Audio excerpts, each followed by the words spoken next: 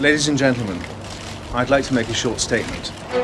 In the world of royal servants, there are few more controversial figures than Paul Burrell.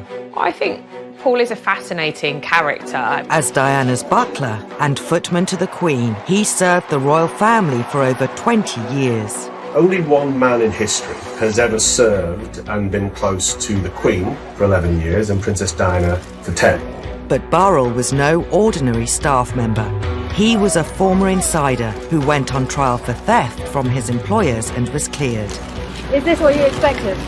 Of course it is. But who now enjoys a lucrative life of celebrity. Honestly, Paul, isn't it about the money? It is not about the money. But how did the man handpicked by the Queen have such a meteoric rise to fame? How did he secure the trust of Princess Diana? And was he really privy to the royals' greatest secrets? With access to his family, he is very loyal. his supporters, Paul was a keeper of her secrets, there's no doubt about it. and his critics. They watch him, but they don't trust him. We tell the extraordinary story of Paul Burrell, from servant to celebrity.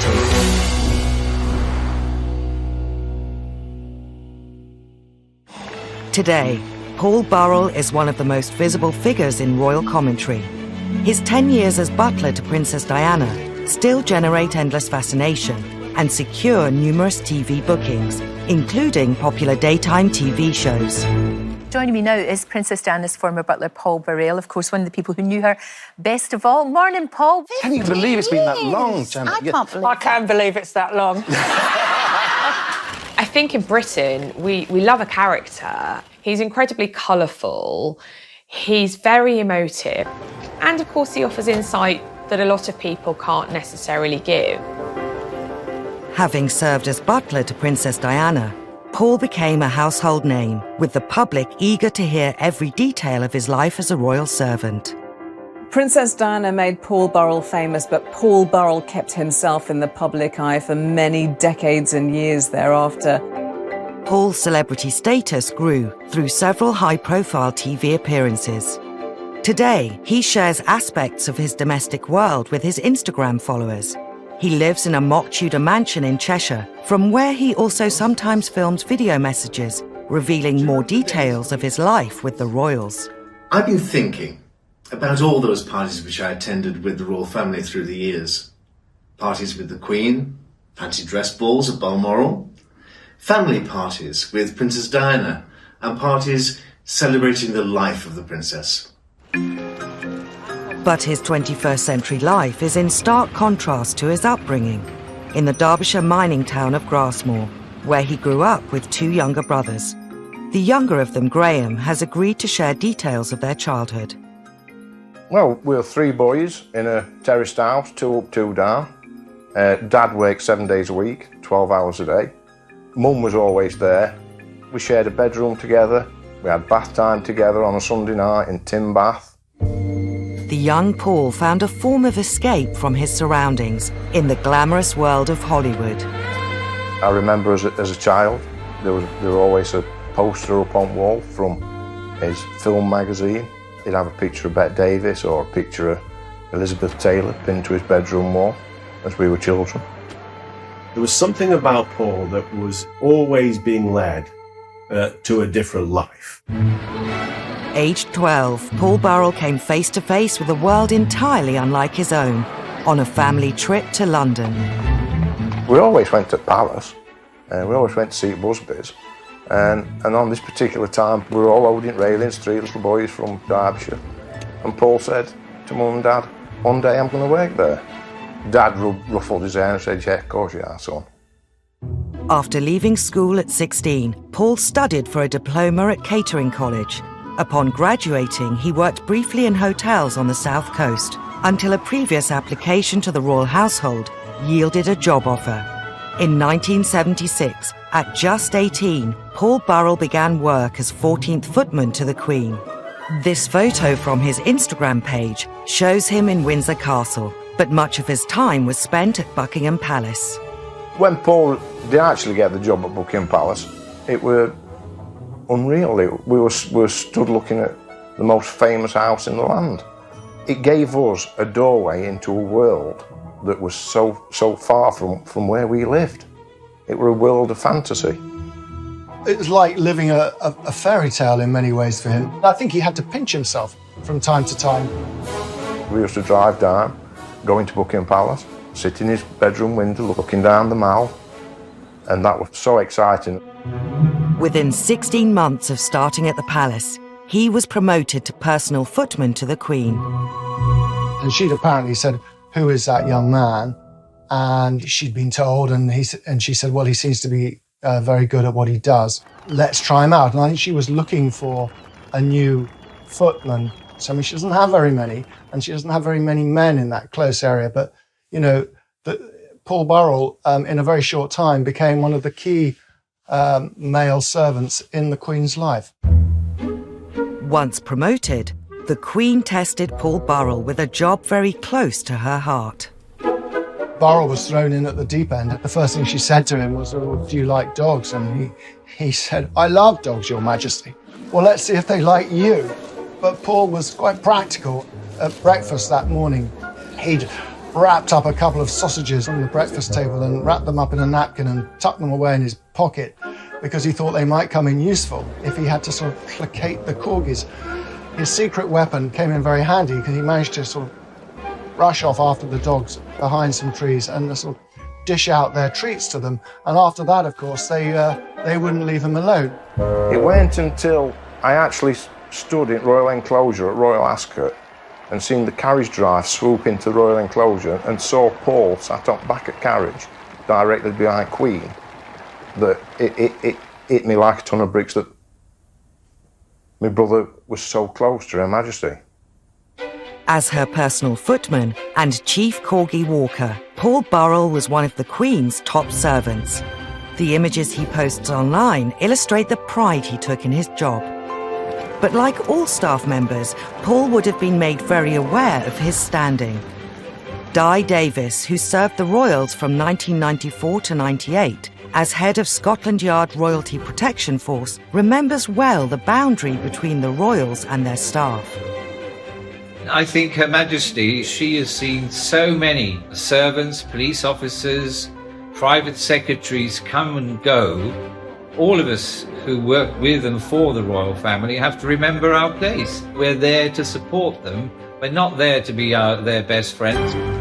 Whilst Paul may have been kept busy with his duties for the Queen, he still found time to help out the newest addition to the royal family.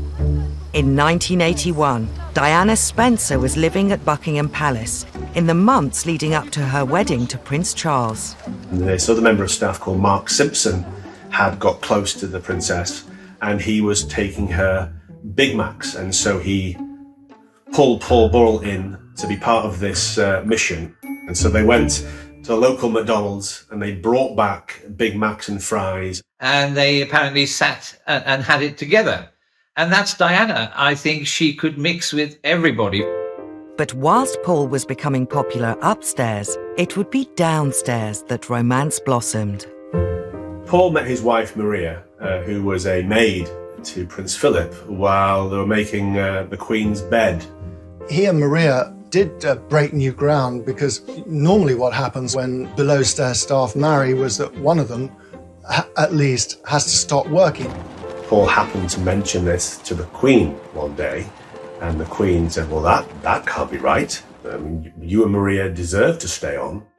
Although today Paul is strongly associated with Lady Diana, it was originally his wife Maria who bonded with the princess and secured Paul's future with the newest royal.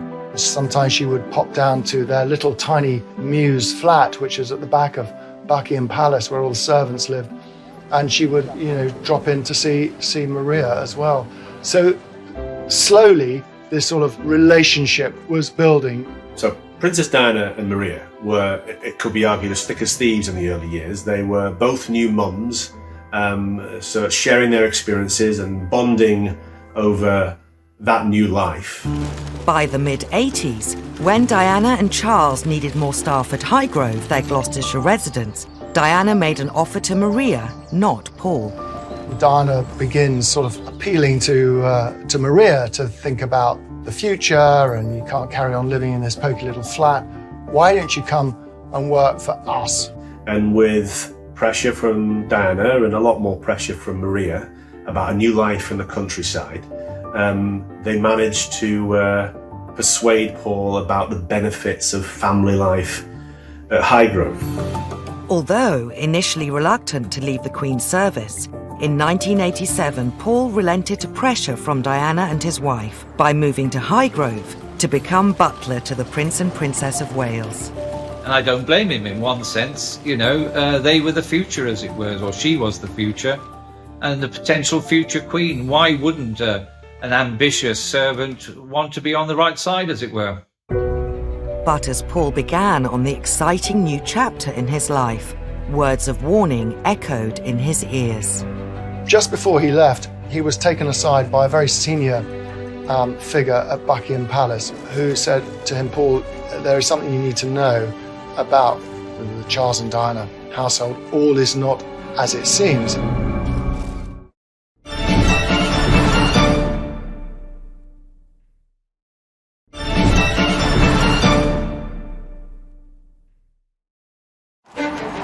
In 1987, Paul Burrell found himself working for possibly the most high-profile royal couple in living memory, the Prince and Princess of Wales.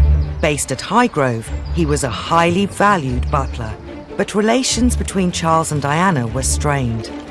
All the staff in the royal household knew that Prince Charles was carrying on a years-long affair with Camilla Parker Bowles.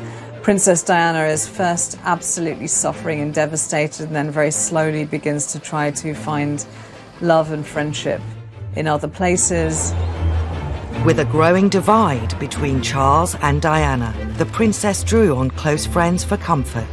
The photos Paul shares on social media from this time reflect the increasingly personal relationship he was developing with her.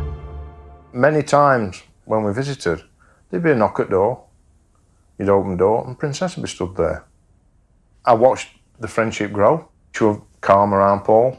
They were good together. Paul knew what she wanted before she wanted it. Paul soon found himself in a more trusted relationship with his employer than he had ever had working for the Queen at Buckingham Palace. She didn't have a husband who could talk to her. So she would talk to Paul. When she started to call him her emotional washing machine, she would dump all her innermost thoughts and emotions on him. They would spin it around together on a fast cycle, and she would always walk away feeling lighter and cleaner.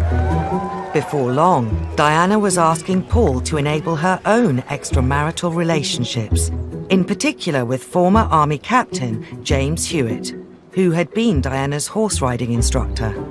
There was one time when Diana asked him to go and pick up James Hewitt, to take him to Highgrove even, which is quite astonishing. So Burrell put him in the back of a car underneath a blanket. And, I mean, whether it really worked, it's highly unlikely because there are police all over the estate at Highgrove. The marriage problems of Charles and Diana soon became public when the Prime Minister made an unprecedented announcement. It is announced from Buckingham Palace that, with regret, the Prince and Princess of Wales have decided to separate. As Diana and Charles discussed separation practicalities, the princess made an astonishing demand. Charles said, well, you know, whatever you want, just take it and go. And she said, well, what I want is, I want Paul. From 1992, Paul Burrell became butler solely to Diana, based out of Kensington Palace. It's interesting to speculate on how that felt for Paul Burrell. Did he feel that he was stepping away from the real heart of the royal family, so away from the Queen, away from Prince Charles, away from the blood heirs of the English monarchy? Or did he feel the opposite, that actually Princess Diana was clearly the superstar, obviously far and away much more charismatic and interesting than any of the other royals? Diana ran her household much more informally than any other royal.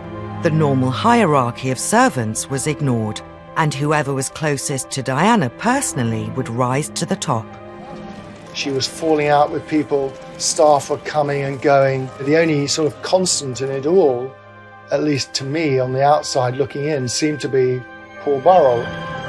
Before long, Both Diana's private secretary and her other butler, Harold Brown, left her service. Candid photos from Paul's Instagram feed reveal how Diana even started to become a feature of Paul's social life. In 1994, she attended his wife Maria's 40th fancy dress birthday party. But as their lives became ever more entwined, Diana started to rely on Paul more and more. She started leaving notes about her life, her thoughts, asking him for advice on all manner of things. Paul has given the public glimpses of these notes through social media. He was definitely now being pulled into things that a butler wouldn't ordinarily see unless invited. In recent years, Paul has been publicly questioned over whether the relationship with Diana was more like that between friends than employer and employee. The thing was, of course, she shouldn't have let me come that close. Because there's a line, and I knew where the line was. That's what I'm interested in. Yes. Do you know where the line is? Because I think Yes, that exactly your terminology. It's interesting that you know the line. Did he allow himself to cross that boundary? Yes, I suspect he probably did. I understand that if he had turned down the sort of extracurricular stuff that he was now doing for her, well, where would that leave him? He worked in Kensington Palace. He saw the revolving door of staff being turfed out who sort of fell out of favour. She needed someone else by her side. She needed someone to look after her and to give her attention, and she approached the world through her feelings. So if she didn't feel loved or cared for in the moment, she would possibly feel very, very insecure and sad. But I just have a little sense that what bonded them was Diana's need to be loved and Paul's need to be loved. In 1996, the Prince and Princess of Wales divorced, meaning Diana was officially no longer a member of the royal family. With Diana now free to use her international profile however she chose, Paul Burrell's role once again stepped up to a new level. On now iconic tours to Angola and Bosnia in aid of landmine charities, Paul travelled with her in a role that transcended his title of butler. He was wearing many hats. He was PR, he was chauffeur, he was private secretary, he was butler, he was everything rolled into one, which I think speaks to how much she relied on him and how much she trusted him. I remember that tour to Angola in particular. You know, we were all there for the famous shot of the princess walking through the minefield, and there's Burrell in a Ralph Lauren shirt, same as the princess, and you're thinking, this guy now really is very important in her life. 1997 was not only the peak of Diana's public profile, it was also the pinnacle of Burrell's career as a servant. The press described him as the most important person in her life. Gushing newspaper profiles, I should know, I wrote some of them, about who was this remarkable man. You know, boyfriends may come and go, but one man's constant step forward, Paul Burrell, and I think he rather enjoyed it. Paul soon became known as Diana's rock. I mean, a lot of people have said to me, well, he wasn't the only person she referred to as her rock. There are a number of other people. Well, that may be the case. But what I can say is that it didn't come from Burrell. I didn't hear it first from Burrell. It probably came from Diana. Paul has subsequently claimed in TV appearances he was not only her rock, but also Diana's best friend. I was her best friend. I was a great advisor on what to wear and when to wear it. I did great flower arrangements.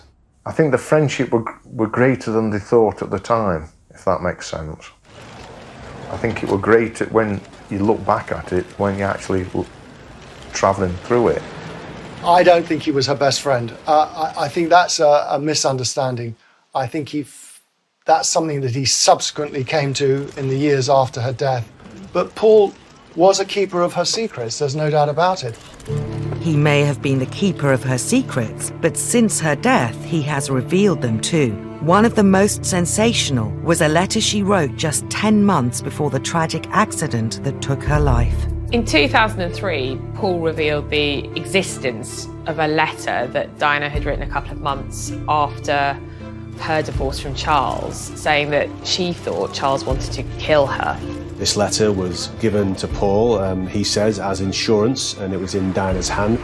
But Diana was paranoid about these things. I mean, Burrell, I think, did his best to reassure her.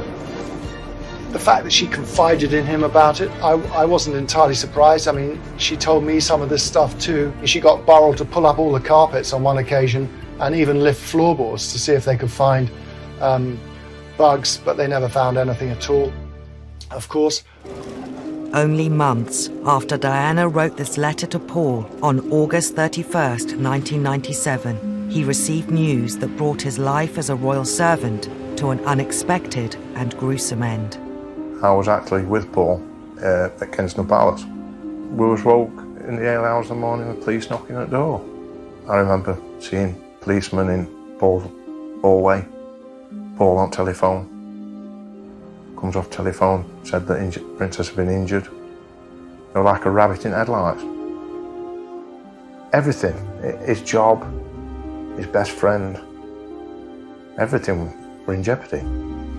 The driver and Dodi Al-Fayed died at once. The security man and Diana initially both survived, though ambulancemen spent 2 hours with her at the scene. They were brought here to the Pitié-Salpêtrière hospital, but such was the gravity of Diana's injuries, they pronounced her dead at 4 a.m. Paris time. Upon hearing of Princess Diana's death in Paris, Paul left to perform one final royal duty. He arrived before Charles or any other royal and began arranging for her to be brought back to Britain. They just wanted to take care of all the loose ends and make sure everything was in order and protect her dignity. After her televised funeral in Westminster Abbey, Paul was one of only 2 non-family members invited to Diana's private burial at the family estate, Althorpe. But perhaps the greatest honour for Paul in the months after Diana's death was his involvement in her memorial fund. He would explain in TV interviews how this was a way of protecting her memory. For me, it's a way of carrying forward what I began 10 years ago, looking after the princess in a private way. I can now look after the princess in a public way. While being employed by the Memorial Fund to arrange charitable work, Paul Burrell appeared at events as Diana's representative. The press got more interested in Paul after Princess's death because he was more out there, more visible. They were intrigued. And instead of standing there with a tray serving champagne, someone is standing in front of you with a tray serving you champagne. By the middle of 1998, Paul Burrell had carved out a place for himself in public life as the spokesperson for Princess Diana's work and ideals. But with his public profile rising, what was more important to Princess Diana's former butler?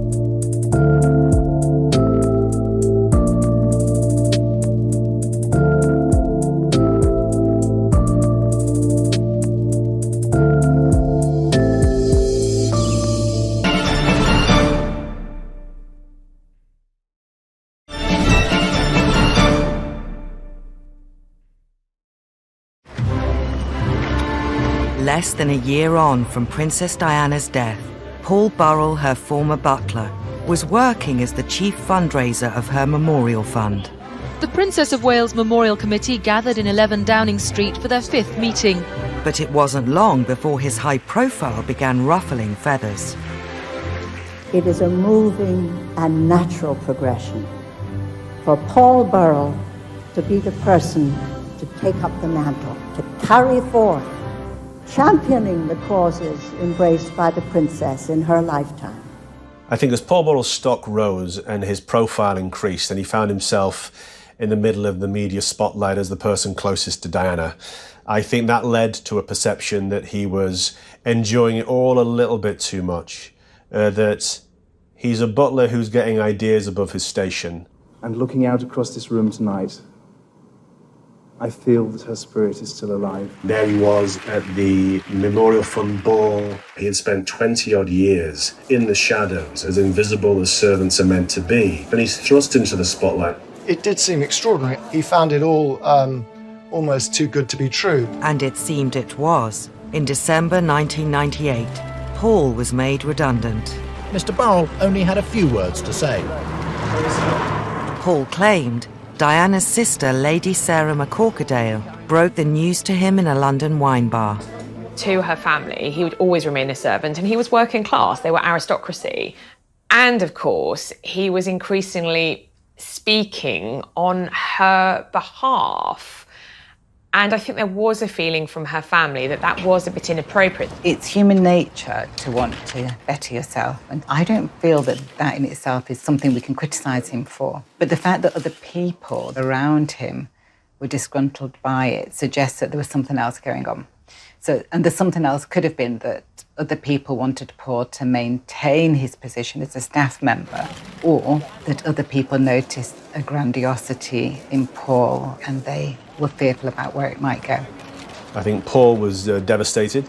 He thought he had done good work for the charities in Princess Diana's name. His departure from the fund once again made Paul front-page news. Paul Burrell, who joined the Prince and Princess of Wales' staff in 1988, drove off to spend Christmas with his family in Cheshire. Paul returned to Cheshire to begin a new life away from the spotlight. I think he felt he owed it to Maria and his sons to turn his back on his celebrity times. Maria wanted some stability. She wanted to be near her family. He did actually try and start a new kind of a life.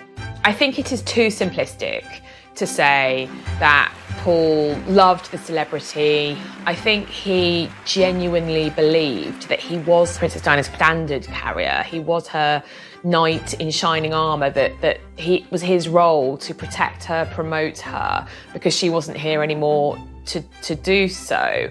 And so him kind of disappearing into obscurity, I don't think would ever have suited him. The Burrells' peaceful suburban life didn't last long.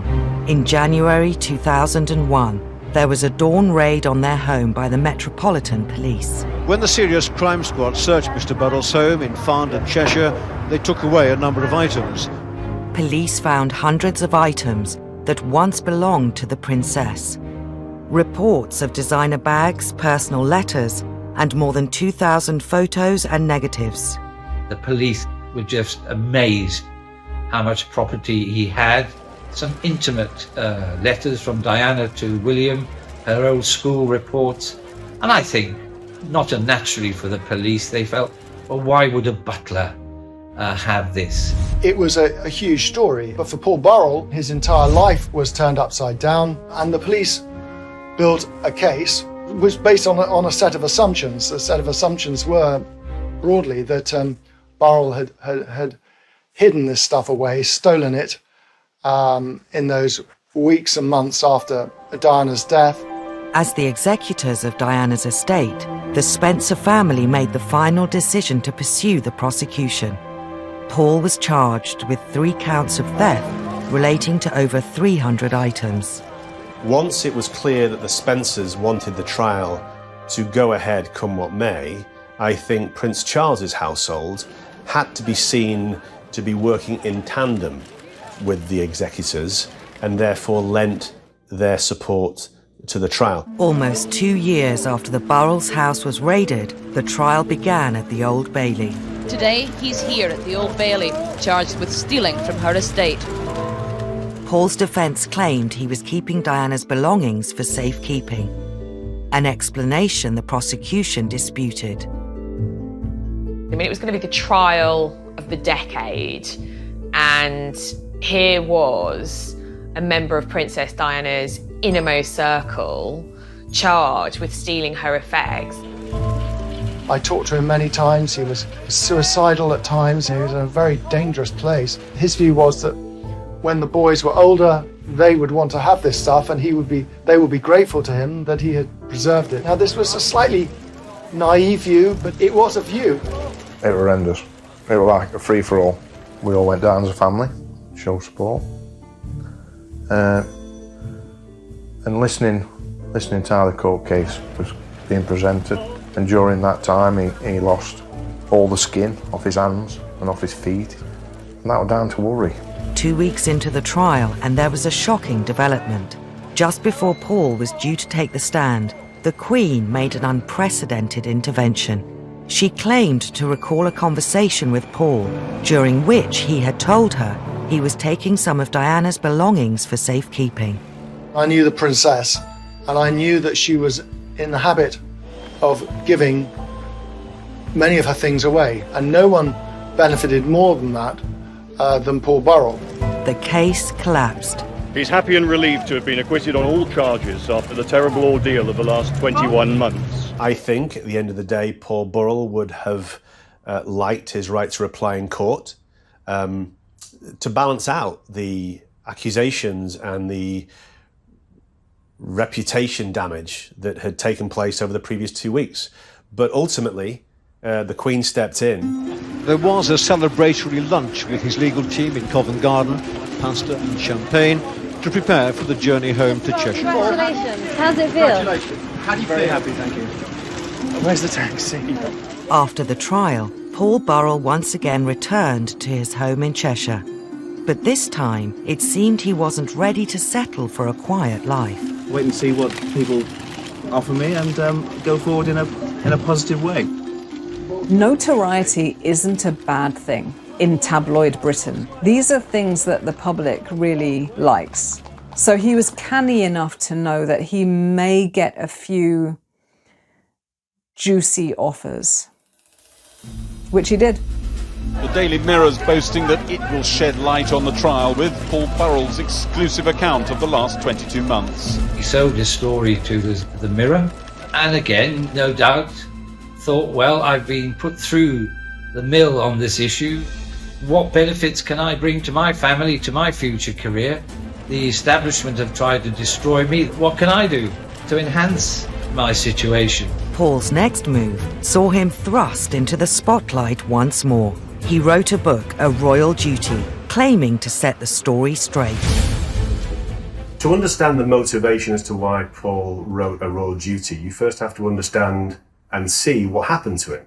He had been put on trial, accused of the ultimate betrayal, of thieving from Princess Diana. He had become a pariah in many respects, and it's fair to say that they went to the brink of ruin. I think the intention, from what I understand, was always to give his side of the story. He felt that the public thought he was a common thief, and he had to explain what he did and why he did it.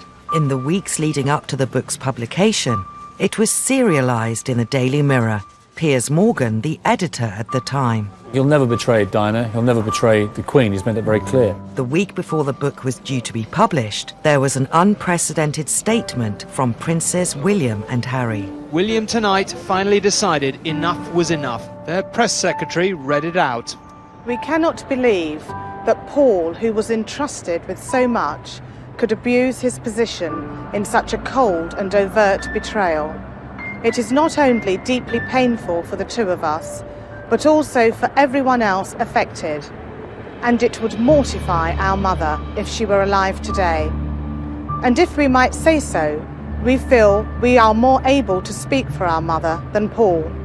We ask Paul, please, to bring these revelations to an end. William and Harry speaking out about the book added fuel to the fire and generated more interest, because of course people then thought, gosh, what's in it? What's so bad that William and Harry are so upset? Paul responded with his own statement. I am saddened at the statement issued on behalf of Prince William and Prince Harry. Saddened because I know that this book is nothing more than a tribute to their mother. I remember drafting a statement. I remember calling all the producers and news crews to get the 10 o'clock news slot, because we weren't going to allow Buckingham Palace to try and control the narrative that evening by calling the book a cold and overt betrayal. I am convinced that when the princes and everyone else reads this book in its entirety, they will think differently. So we took charge and Paul delivered a statement. I would also like to point out that following the collapse of my trial at the Old Bailey last year, no one from the royal family contacted me or said sorry for the unnecessary ordeal myself, my wife, and my sons were put through. Embarking on a world tour to promote the book, Paul was soon confronted with accusations of cashing in. I have to stand up for myself and what I think is true, and I've done that, and that's why I've written the book. Honestly, Paul, isn't it about the money? It is not about the money. Absolutely not. I think that's a little disingenuous when he says it's not about the money. But then, of course, publicly, he can never admit that it's about the money, can he? I mean, how can anyone ever admit that it's about the money?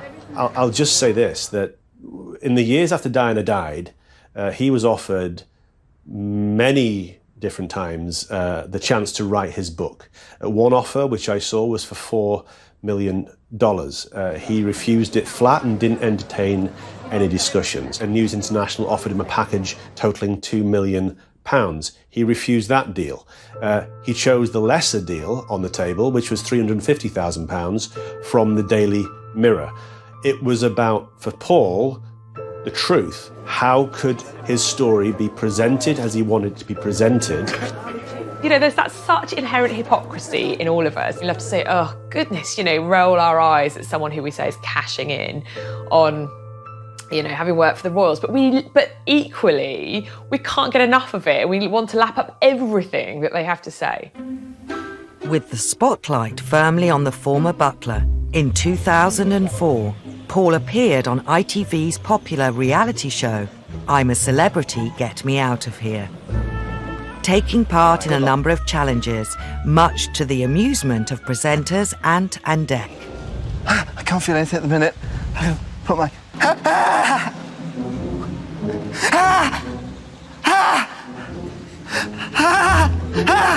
And I watched some of it, and he was very funny. You know, he was screaming and shouting, as people do.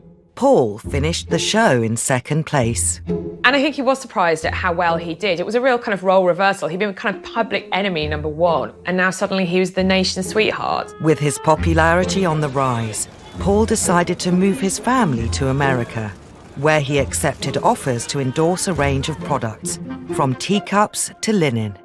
I do understand why, if you've been in a trial in England and it was very exposing, you go to America where people are going to treat you much better and they're going to treat you like you're famous, without any baggage at all, with a nice little paycheck ticking over. It's seductive. The Americans love British royalty, and they love the kind of Downton Abbey, upstairs, downstairs kind of story. So here was a bona fide servant to the British royal family, best mate of Diana's, and was prepared to talk about it. So the Americans lapped him up. Paul's popularity wasn't to last. After the inquest into Diana's death, he was secretly filmed, admitting he didn't tell the whole truth in court. Paul's world once again came crashing down.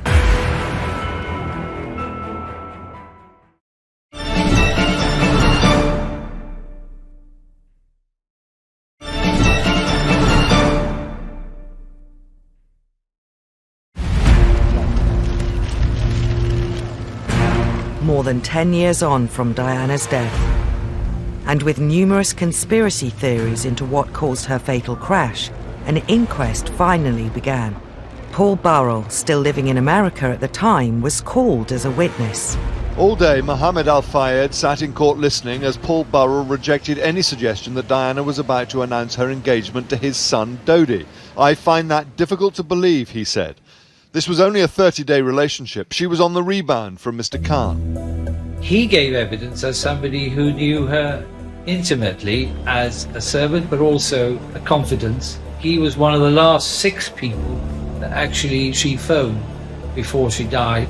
He has always seen it as part of his job to protect her, and being part of the inquest was part of that. The world's media were on tenterhooks, desperate to see if Paul had anything new to say. But instead of new revelations, Paul Burrell quashed rumours that were circulating about Diana, including that she was pregnant with Dodi Fayed's baby. The princess, he said, was on the pill and definitely not pregnant, and he suggested she may have allowed herself to be seen so publicly with Dodi in order to make Mr. Khan jealous. The inquest took months to complete, yet appeared to confirm what many already suspected. Let's be clear about this. Princess Diana died because a drunk driver was driving her car and was going far too fast in a Paris underground tunnel. And crucially, she wasn't wearing a seatbelt, and neither was Dodi. So those are the very base facts, but I think there was such an emotional outpouring of her untimely death that the facts got lost. With the inquest finished, it wasn't long before Paul Burrell found himself having to face uncomfortable questions again, when he was secretly filmed by a Sun journalist, admitting he didn't tell the whole truth in court. He was drunk, he was jet-lagged, and he maintains he was a victim of entrapment.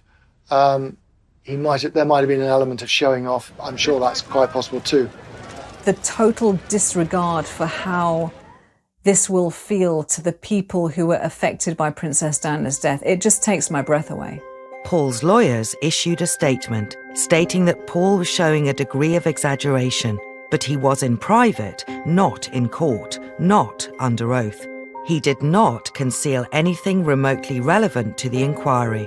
Despite this, the impact was wide-reaching.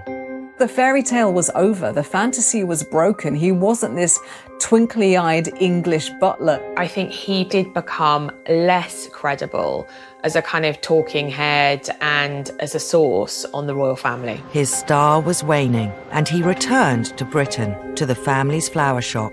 Paul's wife and children remained in America.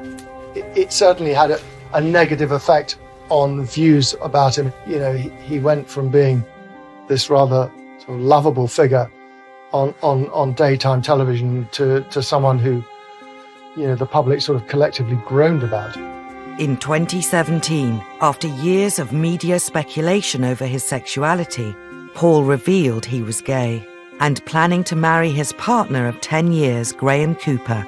With Paul's private life almost as valuable as Princess Diana's, the Sun newspaper ran the exclusive. Paul wanted a private wedding, and he wanted to come out as a proud gay man privately to the people who know and loved him. We've got to remember, the Sun newspaper chose to out him. So the moment that news breaks, you are immediately out of control of the story. So Paul did a deal to take control of the narrative. Paul was once again welcomed onto British daytime television. In an interview on This Morning, he revealed how he told his family about his sexuality. To sit with them and talk about my sexuality and to cry with them and say, this is your dad. I'm your dad. I'm not going to change. I'll always be here for you. I said that to my wife. I said, I am your best friend. I'll always look after you. I'll always look out for you. As complex as Paul is, it's important to understand and not villainize him every turn, to understand that he also had some very difficult challenges, which he had to find ways to overcome. Since his marriage, Paul has sold his flower shop, but still accepts offers to comment on big royal stories, including talking to the Loose Women panel about Harry and Meghan's departure from the UK. They're not the first royals that have decided to leave the country or to have another home in another country. Diana was also deciding to spend some of her time in America. And in fact, the day she died, on her desk were plans of a home in Malibu in California, which she was in the process of purchasing. Undoubtedly, Paul will want to talk about one of the biggest royal stories this summer, the unveiling of a statue of Princess Diana on what would have been her 60th birthday. When it comes to the unveiling of the statue, I think Paul is realistic about his chances of being in attendance, but I'll say this. I do hope that Princes William and Harry recognise the place that Paul Burrell had in their mother's life. The fact that he may have even more knowledge and secrets to tell about Princess Diana and indeed the royal family, this has allowed his image to carry on, if you like, and the press and the public to be intrigued by this unique man and his unique relationship with Diana and indeed the royals themselves. He isn't going to deny his background and his past, and when television companies ask him to comment, if he wants to, he'll do it, and he'll continue to do that, and he would consider that no more than a right, really, if you like.